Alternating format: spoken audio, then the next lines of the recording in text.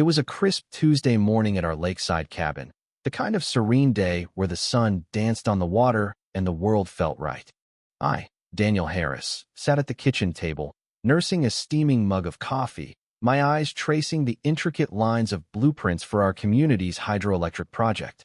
My wife, Emily, was outside, tweaking the small generator we'd built together, her engineer's precision making even the most complex tasks look effortless. Our 17-year-old son, Ethan, was down by the dock, live-streaming the latest test of our renewable energy experiment to his growing online audience. The gentle hum of his voice mingled with the lapping waves, and I couldn't help but smile at his passion for green energy. It was experiment number 47, and he was probably more excited about it than I was. But that tranquility shattered like a dropped glass when Victoria Steele, our HOA president, stormed through our front door without so much as a knock. Her silver hair as rigid as her demeanor, trailed by four men in black vests who looked like they'd ordered their security uniforms from a discount website. Victoria's face was a mask of righteous fury, her manicured finger jabbing at me like a weapon. "Mr. Harris, your illegal operation ends now," she declared, her voice booming through the cabin. I froze, coffee spilling across my blueprints, as one of her goons snapped photos of our breakfast dishes like they were evidence of a crime. Another rifled through my technical drawings, as if our calculations for a small-scale generator held state secrets. It was absurd, almost laughable, until Victoria marched outside to where Emily was working. "Mrs. Harris, you're under arrest for operating an illegal industrial facility," she bellowed, loud enough for the entire lake to hear. I watched through the window as one of her team slapped restraints on Emily's wrists, the metallic click echoing like a gunshot. To my shock, Emily didn't resist. Her face was calm, almost serene, as if she'd been expecting this. Victoria, citing a supposed HOA Regulation 53C banning industrial activities in residential zones, dragged Emily toward the door, her tirade about safety violations relentless. But then she stopped dead, her eyes locking onto a metallic glint in Emily's shirt pocket.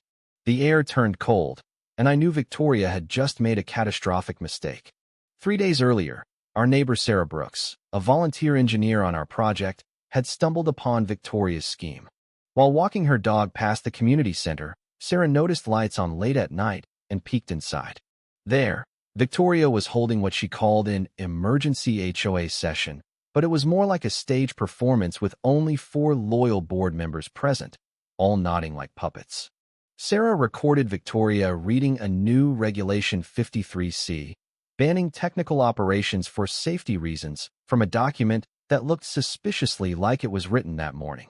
The absent board members, Sarah later learned, had been conveniently sidelined by mysterious emergencies or gifts from Victoria's lavish dinner parties.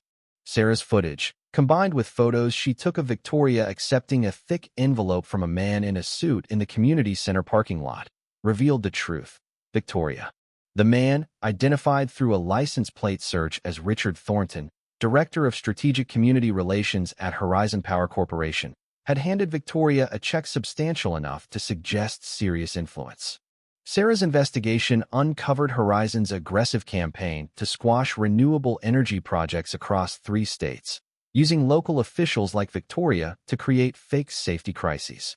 Victoria had staged evidence at our property-owned batteries, frayed wires claiming they were ours, and even hired a so-called safety expert who turned out to be her cousin's husband, a plumber with no energy expertise.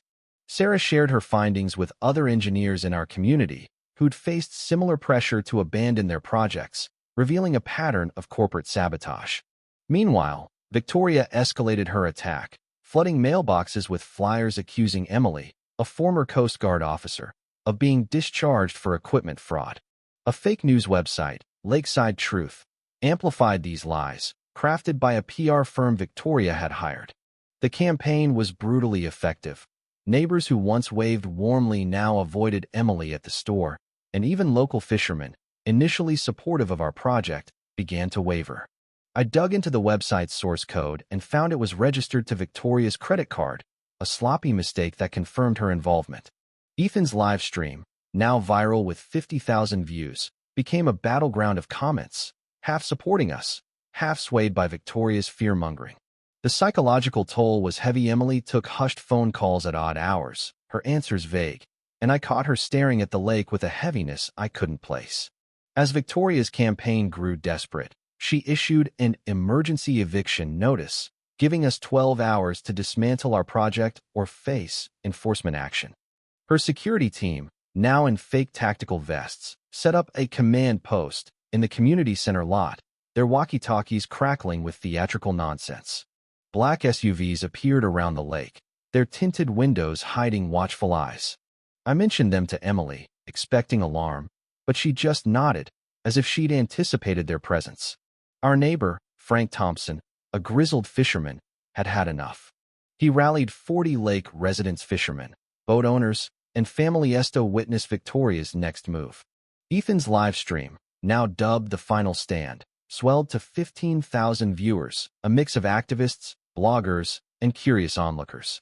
As noon approached, the tension was electric. Emily organized essential items, including a strange device she called emergency communication equipment, and wore her badge openly, its shine unmistakable. But Emily stood tall, pulling out not just a badge, but a federal ID. "Stop," she said, her voice cutting through the chaos. "I'm Special Agent Emily Harris, Federal Energy Security Investigation Division. You're interfering with an ongoing investigation." Victoria's face collapsed confusion, then fear as Emily revealed an 8-month sting targeting Horizon's corruption.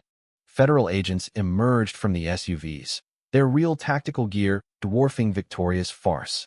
Captain James Carver arrested her for conspiracy, bribery, and fraud, as Ethan's 20,000 viewers watched in real time. Sarah's evidence bank records, emails, photos scrolled across Ethan's stream, exposing Victoria's $400,000 in payments from Horizon, funneled through shell accounts.